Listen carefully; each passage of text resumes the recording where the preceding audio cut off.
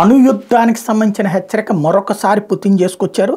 ఉక్రెయిన్లో లక్ష్యాలను సాధించే వరకు తమ యుద్ధం కొనసాగుతుందని పుతిన్ తేల్చి చెప్పారు.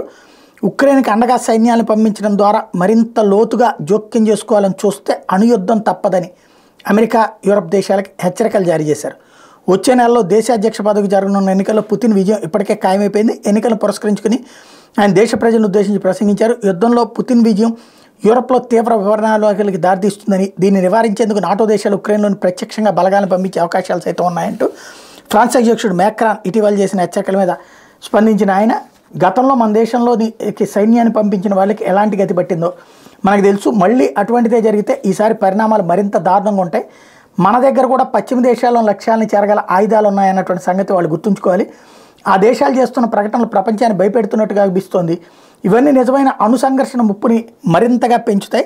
దాని అర్థం మానవ నాగరికత విధ్వంసం, యుద్ధంతో ఎదురయ్యే పెను సవాళ్లు, అణుయుద్ధం తాలూకా పరిణామాలు వాళ్ళకి అర్థం కావా అని నిలదీశారు. దేశం పూర్తి స్థాయి అణు యుద్ధ సన్నద్ధతో ఉంది. ఎంతో శక్తివంతమైన నూతన ఆయుధాలని సైన్యం మోహరించింది.